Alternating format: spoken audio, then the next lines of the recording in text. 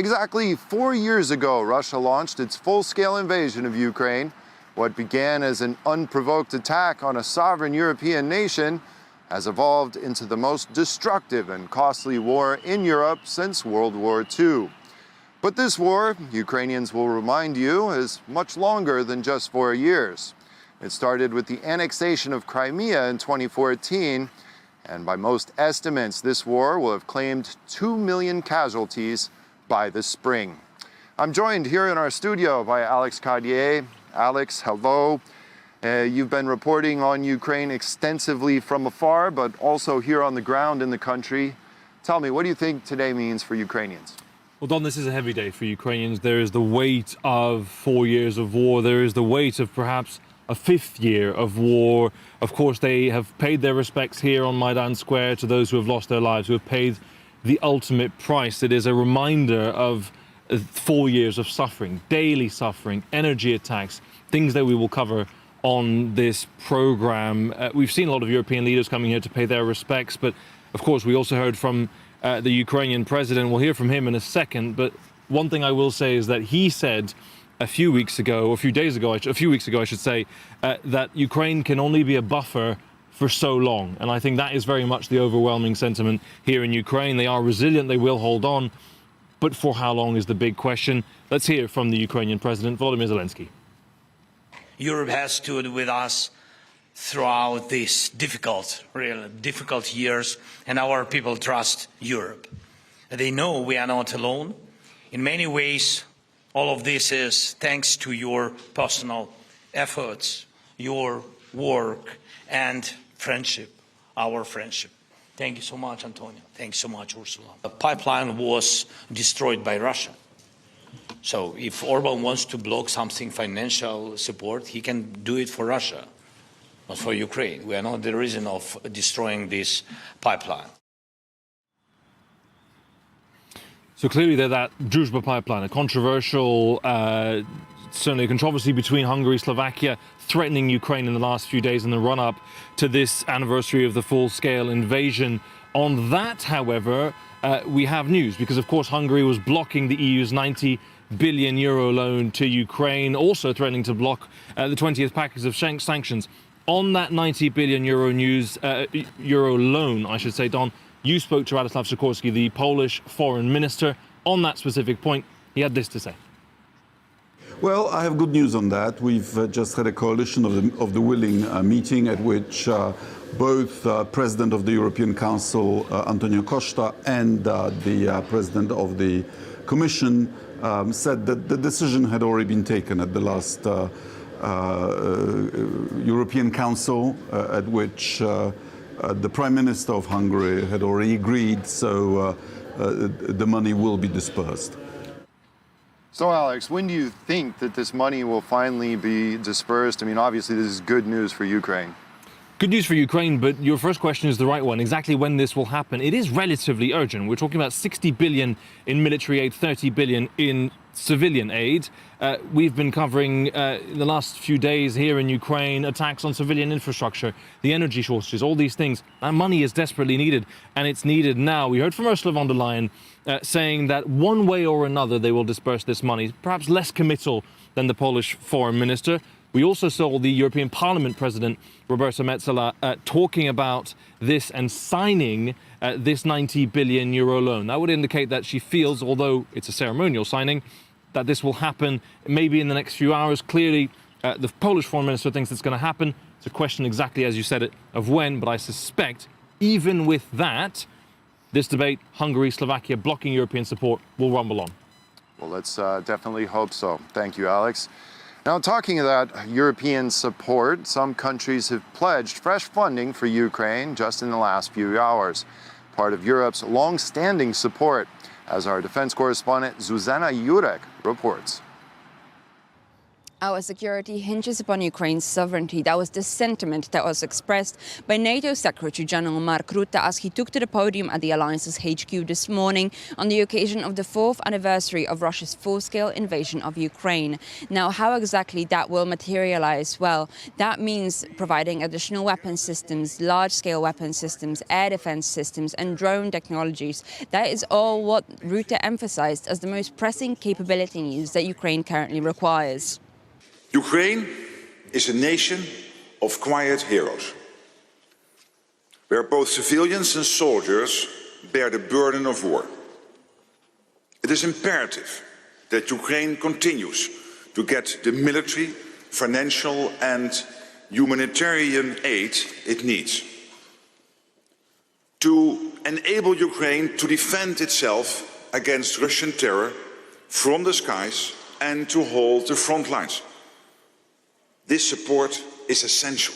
Now, in terms of how these requirements will be financed, well, we've heard some last-minute pledges from the coalition of the willing, including the United Kingdom, which has stated that it will free up some additional £20-odd million for supporting Ukraine. Additionally, we've heard from the E5 group last week, that is Italy, France, Germany, the United Kingdom and Poland during their meeting in Krakow, that is in southern Poland, that they will free up an unspecified amount of sum. However, it is estimated to be in, once again, millions of dollars for the purchasing of smaller scale weapon systems for Ukraine, potentially ammunition as well. Now, in terms of the largest pledges that we've seen since the beginning of this year, those mostly came out of the February 13th Ministers of Defense meeting of the NATO alliance.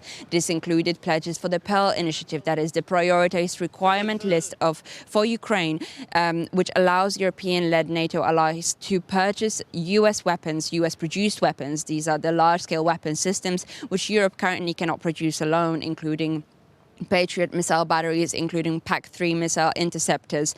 Now, additionally, on top of that, we've heard from the Ukraine Defense Contact Group, which also took place on the same day, where the allies have significantly pledged $38 billion in military aid for the years 2026 to 2027 alone. Now, this could be scaled up to as much as $60 billion, and this represents the steepest climb in military aid for Ukraine from the NATO alliance. Last year alone, it was $45 billion. And with the significant increase this year, it shows that the European NATO allies are determined to see Ukraine succeed and soldier on until a just and robust peace is reached. From Brussels for TVP World, Zuzanna Jurek.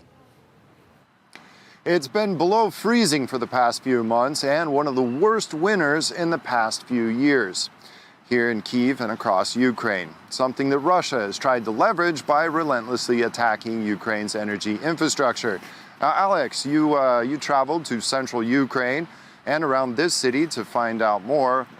Let's have a look at this report. This is the soundtrack of the Kremlin's war on Ukraine's energy infrastructure. Thousands of generators keeping the country running into the 5th year of Russia's full-scale invasion. Day in, day out. Ukrainians make do. A red-hot piece of railway track can keep a room warm for a few hours. But some things aren't as easily fixed.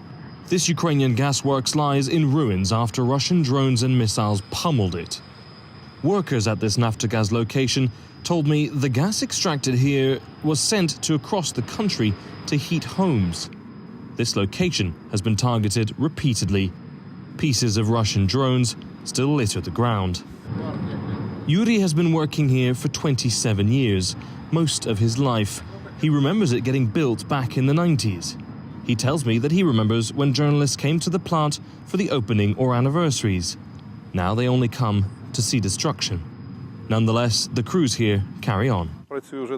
They came here young. Now they are over 50. They have experience. They are not afraid of what is happening. They immediately understand that restoration is necessary. Everyone has their own war. Here, in our place, each of us must do our job. In 2025, there were 229 attacks by Russia on Naftogaz facilities across Ukraine. That is more than the first 3 years of the war combined. Now, workers here, of course, concerned because there have been repeated attacks on this facility, as you can see, virtually destroyed by these Russian efforts to freeze Ukraine. Naftogaz CEO Serhiy Koretsky told me in no uncertain terms these attacks are war crimes. Our oil and gas infrastructure has nothing to do with military objectives. Russians deliberately strike civilian infrastructure. Their goal is to break morale, but it's not working. Ukrainian cities aren't safe either.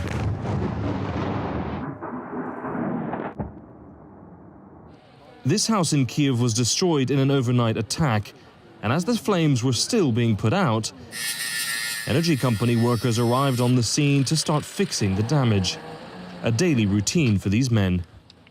Russia's goal is to exhaust the system, to turn winter into leverage, to make daily life unbearable. But despite the harshest winter since the start of the full-scale invasion, Ukrainians keep battling to stay warm and to keep the lights on. Alex Cadier, TVP World. Now, Alex, you've been traveling around, seeing this with your own two eyes. You know, these guys are real heroes, the guys that are out there dodging bombs and shelling and risking their lives to keep people's homes lit with light and to keep people warm. What was that experience like? Well, I mean, you're looking at people who've been working, some of them for most of their life, not just their adult life, but most of their life, their entire career. As we saw Yuri in that report, 27 years on that same plant. When we were speaking to him, there was some emotion, right? He really just wants to be able to provide heating, provide gas to Ukraine and carry on with his work. You also saw in that report workers from DETEC, the electricity company. You would have seen them around as well. If there's a bombing in Kyiv or elsewhere, they will be there at the same time as the fire service. The fire service will be on one side, putting out the flames of a missile attack, a Shahed attack. And right next to them, energy workers fixing electric pylons, cables, whatever they can do to get the power back on, get the gas flowing again. Now, you saw in that report, Serhiy Koretsky, the CEO of Naftogaz Group. Now, there was some point he made in that interview, which I wanted to bring us again, about the risks that these workers face. Let's have a listen. The Russians wait insidiously for our colleagues to come to the workplace to restore the equipment and attack again. Nothing but terrorism. It is impossible to call it otherwise. So it's not just that they have to go to the scene and fix these things, they then risk being double-tapped, attacked again. We have seen that. This is really this war on energy, on civilian infrastructure, war crimes by Russia. This continues to be a weapon of war from Russia. Absolutely, absolutely terrible what the Russians are doing to the civilians here in Ukraine. Alex, great report. Thanks for that. Now, as part of this special edition, we also want to take you back to the start of Russia's full-scale invasion, to a place which is known around the world for the massacre that took place there, Bucha. The town still has scars, bullet holes, riddled facades, destroyed houses are still destroyed, and a monument now marks the site of the notorious mass grave. The city has also become a symbol of Ukrainian resilience and the unbreakable Ukrainian spirit. Our correspondent, Piotr Kuchma, takes us there. If you come here without knowing the story of Bucha, you might see what looks like a regular Kyiv suburb. But places like this remind you of what happened here in the first days and weeks of the war, of the massacre of Ukrainian civilians by the Russian army. Against this wall, for example, 8 men were lined up and executed. Varia was 14 at that time. She will now enter adulthood in Spain. Tomorrow, she and her mother are leaving Bucha. They say renovation of their home will have to wait. Just for a year, they insist. They are planning on coming back. We didn't manage to finish it, and morally it was very hard, because deep down we understood that, honestly, there was no point in doing it. What would we achieve? Every day you sit there, look out those windows and think, will a Shahed drone fly in today or not? Now they need a break from air raid sirens and from the memories of those first days of the invasion. There was a Russian soldier sitting on top of a vehicle, and he turned toward me, and I felt that eye contact. At the moment, I realized I needed to quickly go downstairs because something could happen, but I did film it for documentation. The head of Bucha's health department, Larissa Matyushenko, estimates that at least 70% of the city's population needs psychological support. The long-term consequences of chronic stress will become visible later. Yes, we also have observation data on disease rates after the Chernobyl disaster. There was lean increase in thyroid disorders and cardiovascular diseases. There are still open wounds in Bucha. Some people killed in the first days of the occupation remain unidentified. They are buried here, each in an individual grave, but in the same area. Bullet holes in this fence are a reminder of the darkest days of Russian occupation, but life goes on. Some people are leaving, others are choosing to move here. Bucha has also become a symbol for displaced people. Surprisingly, it is now a place of refuge for residents of Russia-occupied cities such as Mariupol, Donetsk or Luhansk. Of course, I had heard about Bucha. And when I was coming here, people told me, "You're going to Bucha? Have you lost your mind?" After the liberation of the city, Bucha was nearly empty. Today, the population has returned to around 70,000. 4 years ago, during street-to-street fighting, this building was destroyed, and several Ukrainian soldiers were killed here. After reconstruction, it will serve as a support center for war veterans. It's very, very hard for everyone, but we must endure. We must revive, rebuild, and show that it's not easy to break any city or its people, no matter how much someone might want to. And someone is trying very hard. For 4 years now. Look, and another name, Ilya Navalny. You do remember Navalny's surname, and he was killed just because of his surname, and he was killed for nothing. Piotr Kuchma, TVP World, Bucha. Don, I want to take this opportunity to actually ask you some questions because we heard that jarring statistic in Piotr Kuchma's report, 70% of the population needing psychological support. You were there in the early stages. You were there when these horrors were happening. What do you remember from that time? Well, I remember going in, of course, after the liberation, amongst the first journalists to go there when it was deemed safe enough to show the world these atrocities. You know, we started seeing these horrible scenes coming out of the city of bodies laying all over the streets, you know, just straight up massacred by Russian troops as they fled the city. Now, after further investigations, we know there's several horrific stories of this, but the one thing was the notorious mass grave behind the church there. We saw the first bodies come out of the ground, and actually, Alex, that's what sold me as somebody who wanted to explore more in Ukraine and show the world what's happening, because, you know, as a student of history, you learn about World War II. But what we saw in Bucha was, indescribable in many cases, and this is what pushed me to stay here in Ukraine and do some very extensive reporting and go to the Eastern Front. It feels like it wasn't just you, because in that early stage of the war, Bucha was this turning point moment. You'll remember it from world leaders. I think it was that moment where everybody realized we cannot look away from this. That's right. You can't stay blind to it. And although, you know, the scale of World War II was vastly different, but if we look at the numbers, I mean, we're looking at a real serious war here. You know, 2 million people are going to be, have been wounded or killed in this conflict here by the spring. We all need to open our eyes. This can definitely come back to Poland, to other countries in Europe, and this is the 21st century. Yeah, there's certainly, those numbers are stark. We'll hear more from them a report on this later. I think it's about more than 100,000 killed or wounded on the Ukrainian side, more than 1 million killed or wounded on the Russian meat grinder side.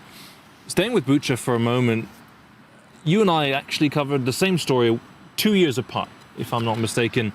And it's a story of the resilience you heard from Piotr Kuchma's report about Bucha. We visited a group called the Witches of Bucha. You'll remember them well. They are a volunteer group because so many men went to the front in the early stage of the war.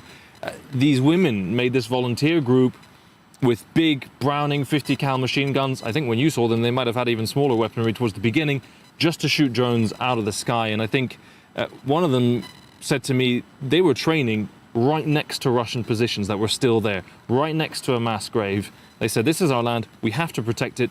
They didn't feel like anything they were doing was particularly special. So clearly, both from the horrors, the memories, but from the resilience today, Bucha, a very special place for Ukraine. Yep, and very special women as well. You know, like you mentioned, all the men having to be in the east on the front lines. You know, Kyiv's under constant attack, so whatever they can do to, shoot down these Shahed drones that are flying into buildings and blowing up civilian houses, then they're doing exactly what they should.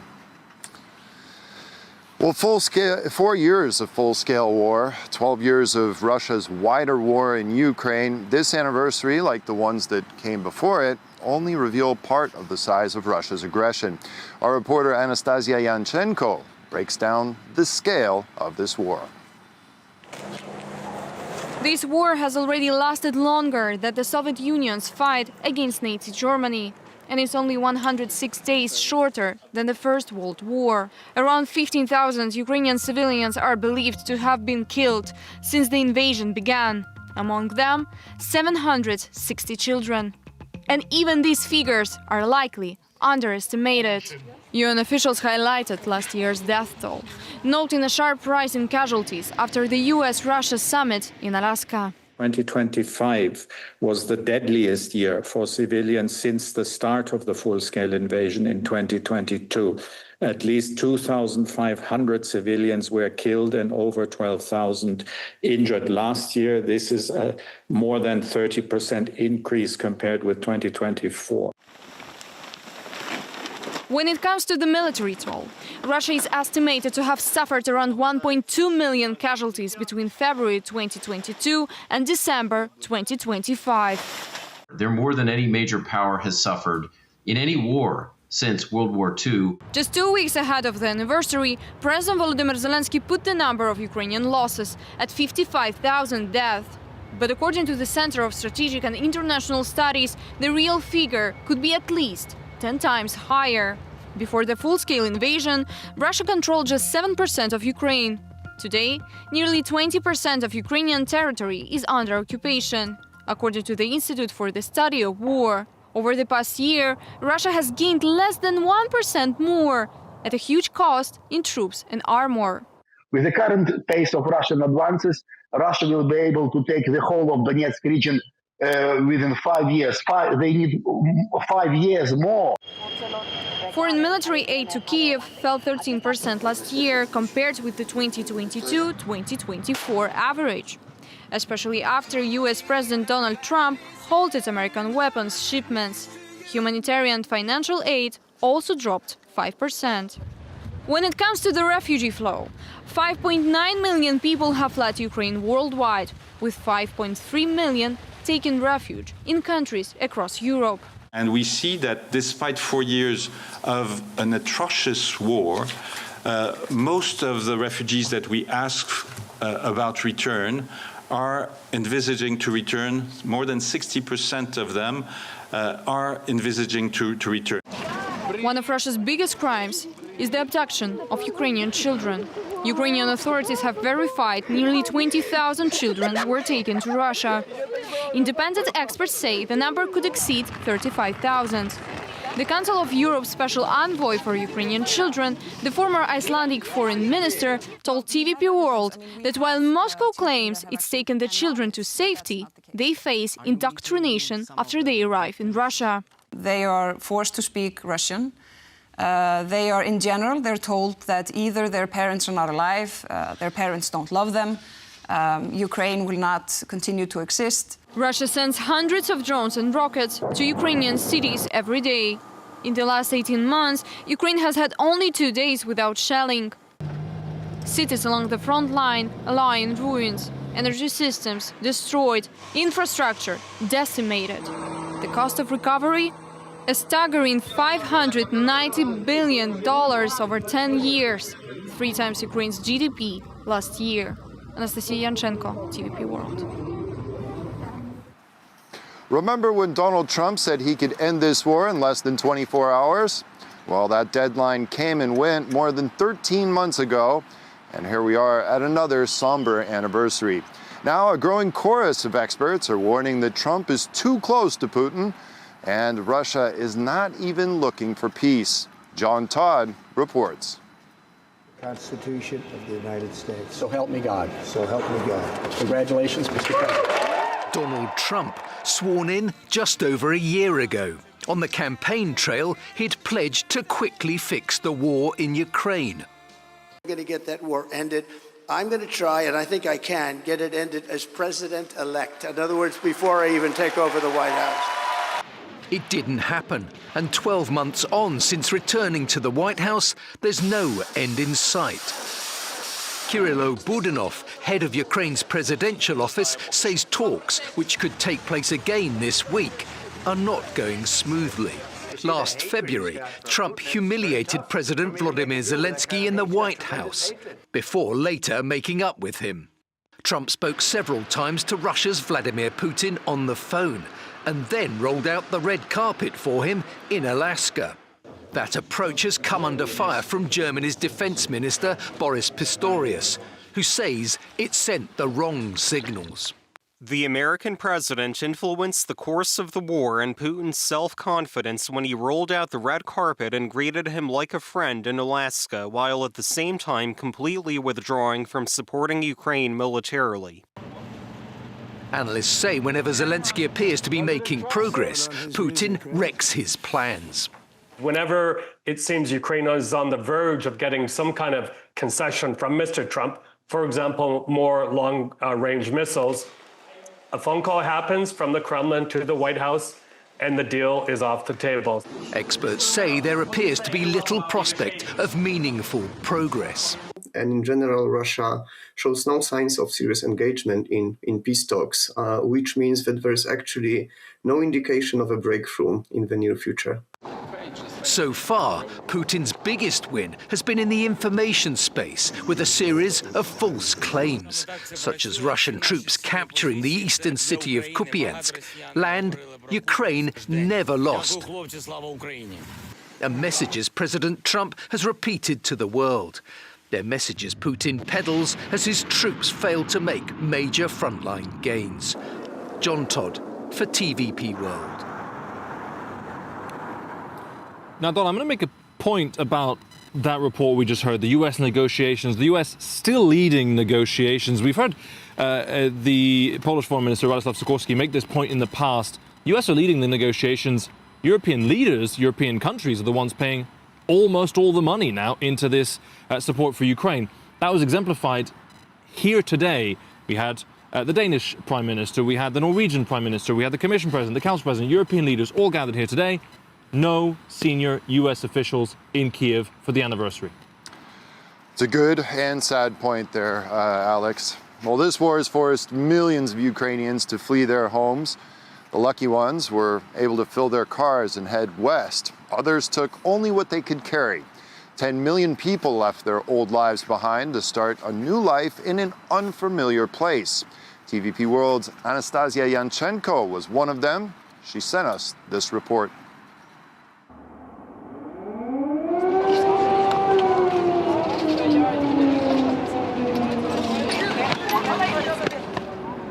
More than 1.5 million Ukrainians have chosen Poland as their new home.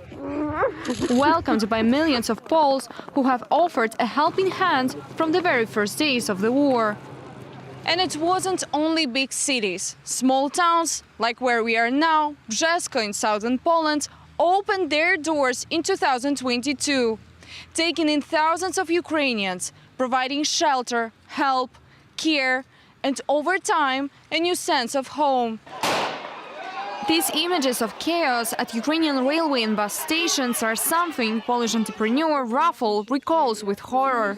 Just a few hours after the full-scale war began, he urgently set off with his vehicles for Lviv to help evacuate people to Poland.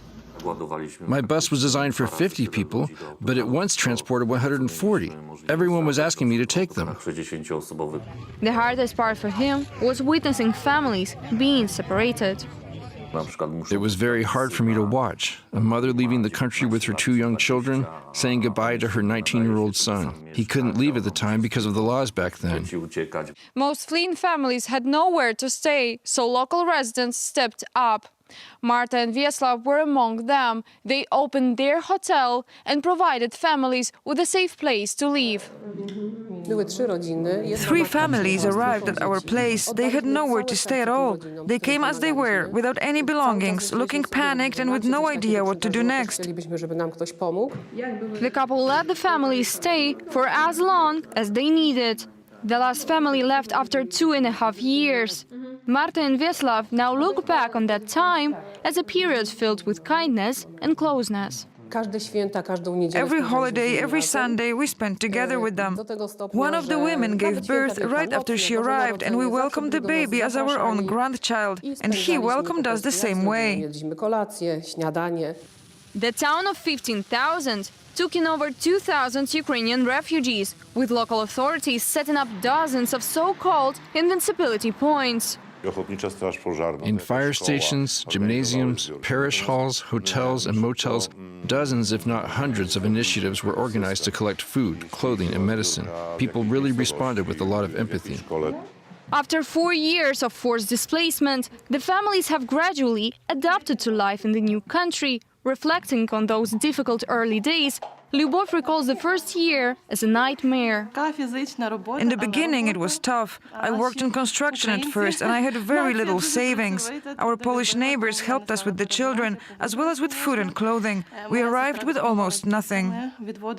Lyuba says that over time, everyone has adjusted to their new surroundings, while still holding on to the hope that the war will eventually end. We don't know if we'll go back. If we were alone, maybe yes, but the children are already settled here. The younger ones speak Polish with each other.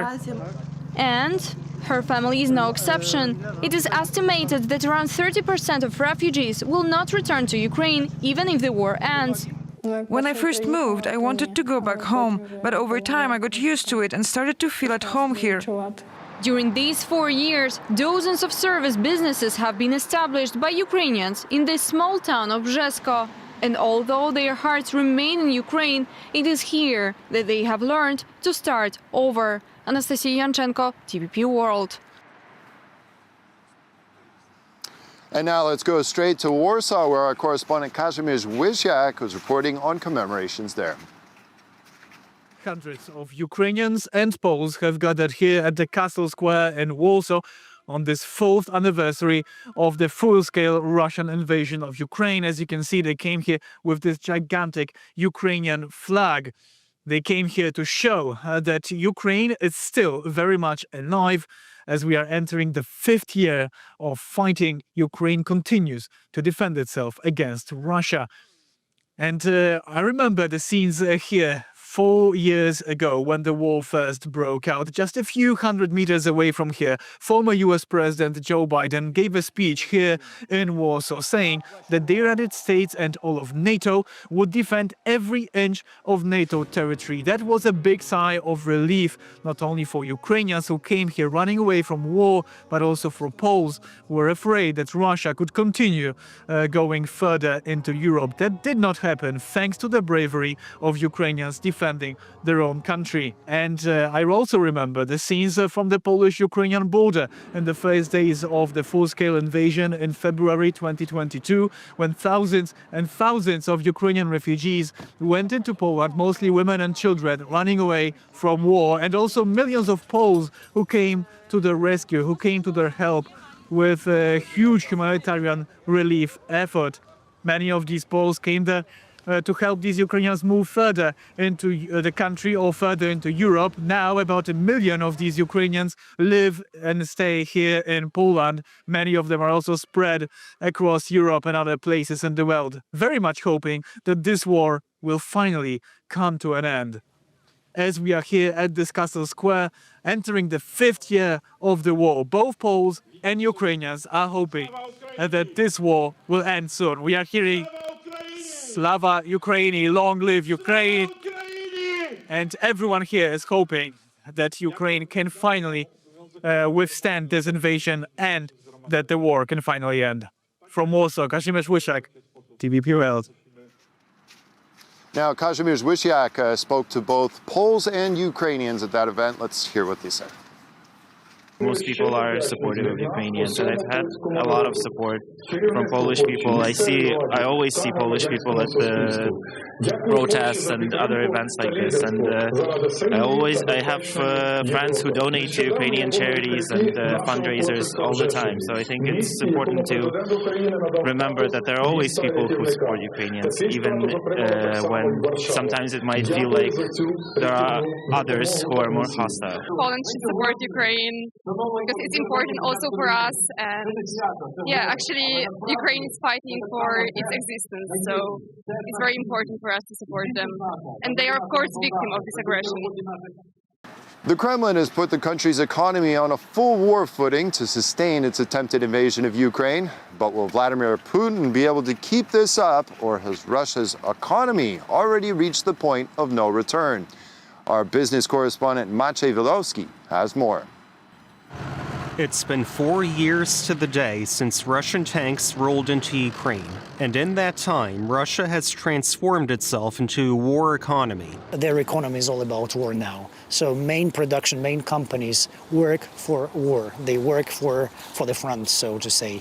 But it cannot last forever. Military spending as a share of gross domestic product rose above 7% last year, becoming one of the biggest drivers of the Russian economy. Usually, when the economy is in the war, then military spendings increase. So that's quite natural. And in Russia, the military expenditures increased to 7% of GDP. That has to have a positive impact on GDP. That spending spree allowed the economy to far outperform the expectations of Western economists for several years. But the stimulus is quickly wearing off, with the GDP growth slowing to measly 1% last year. And while defense-related industries have thrived in the new economy, nearly everything else is stagnating. Foreign investment has plunged as Western companies have pulled out of Russia en masse. At the same time, domestic investment is hampered by high interest rates set by the central bank in its effort to tackle inflation, which has disproportionately affected small businesses. Because we are a goods-based business, we have to borrow constantly, taking on new loans and refinancing old ones. High interest rates have had a very strong impact on us. The refinancing rate is high, and refinancing has become extremely difficult, almost impossible.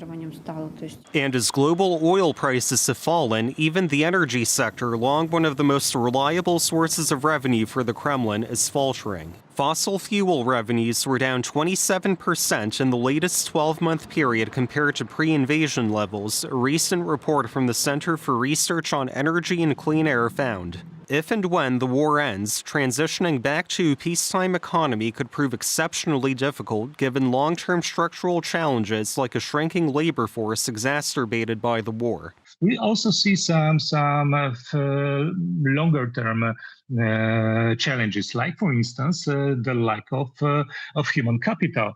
Russia has also underinvested in nascent industries like AI and tech and is increasingly reliant on foreign countries, particularly China, for critical technologies. These are realities Russian President Vladimir Putin is aware of. Our goal is clear. We need to restore the domestic economic growth rate, improve the business climate, and increase investment activity with a focus on raising labor productivity. Russia has fully reconfigured its economy for the war in Ukraine with increasingly visible long-term consequences. Maciej Wilowski for TVP World. That report showing just how dire the Russian economy is there. Now, moving on, this war has shown just how rapidly technology is shaping the battlefield. The prominence of cheap drones in the sky has forced both sides of the conflict to reconsider what weapons to deploy and how to deploy them. Our trusted Ukraine correspondent, Oz Chatterjee, shows us how Ukraine's military gets more bang for their buck on the battlefield.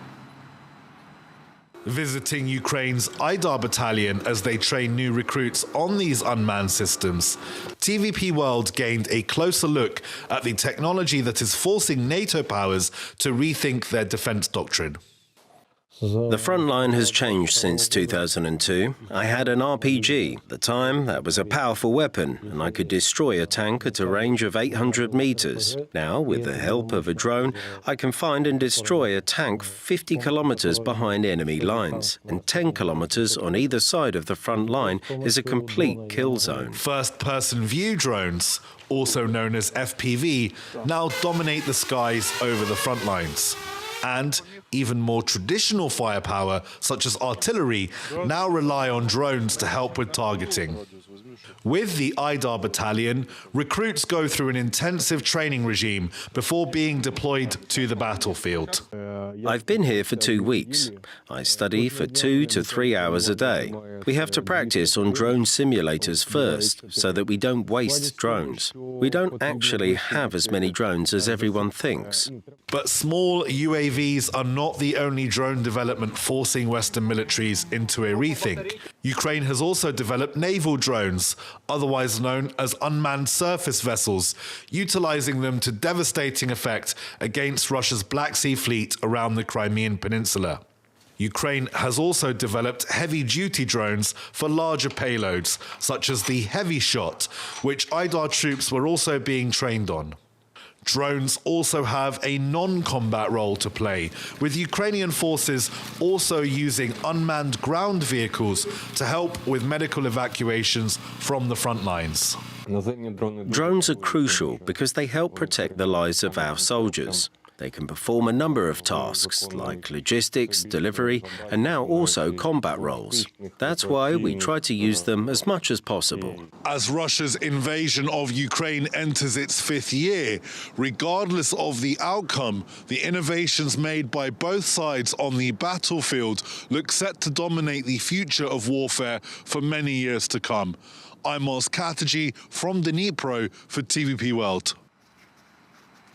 And now, earlier tonight, I got to sit down with Poland's Deputy Prime Minister and Foreign Minister, Mr. Radosław Sikorski.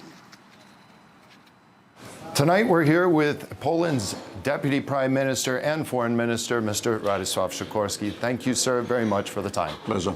Now, you're a student of history. What will historians say about this war, do you think, when it's over? I know that the outcome is still unknown. I think this will be remembered as Putin's hubris, Putin's criminal mistake that ruined his place in history. It was supposed to be otherwise. It was supposed to be the crowning victory. Because after 4 years of his 3-day special military operation, we're still here in Kyiv, and as we speak, Ukrainian forces are actually making some local advances. This war has cost already 1.2 million Russian casualties, and the rate of advances on the front line is the slowest in anywhere we've seen. Plus, we reckon about $1 trillion opportunity costs for the Russian economy. That's real money.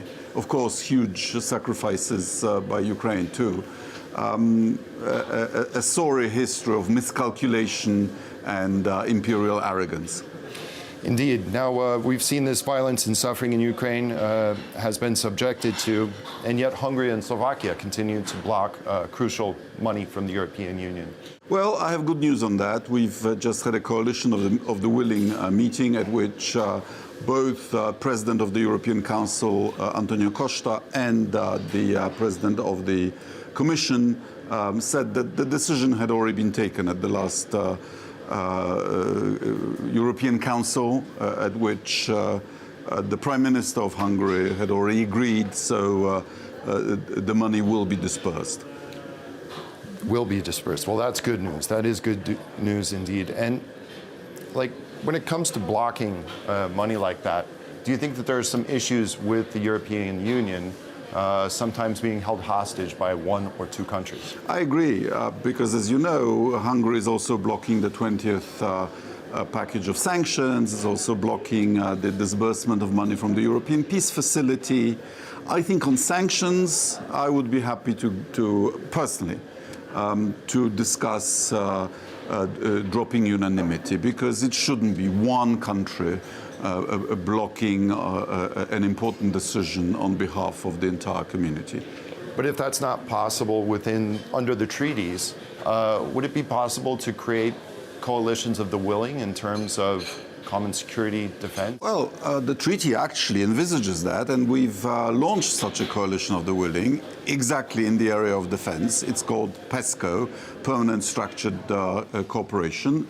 It's just that it was put in motion in peacetime. I would be in favor of reinvigorating it.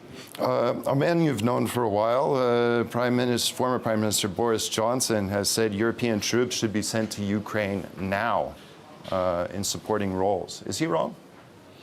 Well, there are some European troops in all kinds of roles, military attaches, observers, that sort of thing. Well, it's easier to make such suggestions when you're not in power. You met with President Zelensky already today. What was your message to him? Well, it wasn't exactly a message. This was a coalition of the willing in which my Prime Minister spoke remotely, and you can imagine what he said. Poland was the first to rally around Ukraine. We received 1 million refugees. We've helped Ukraine with energy, with tanks, with missiles, with MiG fighters, with contributions to the Czech ammunition initiative, to the pool mechanism for buying American weapons. And we tried to be helpful to Ukraine during our presidency of the EU, and now we're discussing joint production initiatives. I'd like to ask you about Elon Musk. Once Ukraine reached out to SpaceX, quickly the Russian terminals were shut down on the territory of Ukraine. Does that show that Elon Musk is a friend of Ukraine? Well, it's Poland that pays for 30,000 terminals. We've spent something like $200 million on SpaceX services. So first of all, we expect him not to give the same service to the enemy and not to enable the enemy. And I'm glad, perhaps somewhat, when I pointed out the problem to him, action was taken, and the illegal Russian Starlinks were switched off. Should have been done 2 years ago. And apparently this has sowed some confusion in Russian ranks. Good, but better never late. Indeed, I'd like to close with this.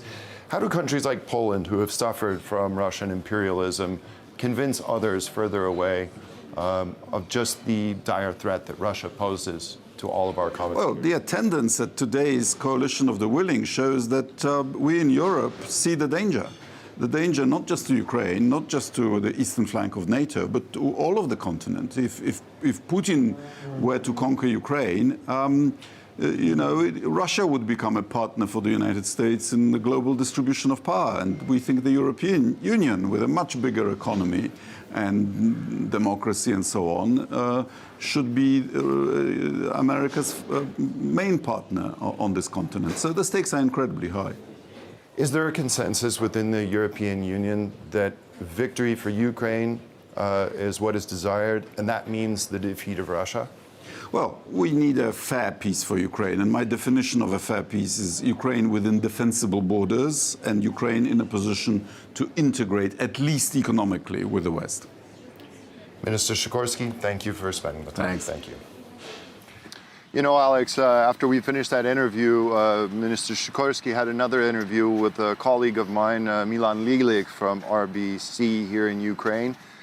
And I overheard some of the discussion, and Minister Sikorski said it would also be a good idea for the European Commission to send observers, and they're considered doing this, to send observers to Ukraine to see who exactly is striking the Druzhba pipeline to put Hungary's, concerns at ease. Maybe if Hungary knows that it's Russia that it's attacking its own pipeline, which is supplying Hungary, well, maybe they won't have that argument. Similar point made by Ihor Brusilo, the deputy head of the president's office here, who I interviewed a few days ago. He said, well, if Hungary and Slovakia are so concerned about the Druzhba pipeline, they have a lot of trips to Moscow. Maybe they could suggest to Russia that they do not strike that pipeline. Don, what I think is important in that discussion, the points that the Deputy Prime Minister made, it shows that these debates about how European support can flow to Ukraine, how quickly, this is not Hungarian money. This is not money from Slovakia. This is money from other countries being blocked by Hungary and Slovakia. These debates will continue in Brussels while Ukraine will continue to face attacks on energy infrastructure, to face war crimes at the hands of Russian soldiers, to continue holding the line, holding on for perhaps another year. We do not have an answer, but Ukraine will continue to face these challenges as debates continue in Brussels. Well, Alex, I think you made a good point there. You know, nobody wants to be here for another next year and still have to have commemorations of this full-scale ongoing war. I think support for Ukraine is needed more than ever right now. And to our viewers, I think you should put pressure on your politicians to support what's right in this world, and that is to support Ukraine. Well, thank you everybody for watching our special edition live from Kyiv. I'm Don Arleth with Alex Cadier. Thanks for watching and see you next time. Good night.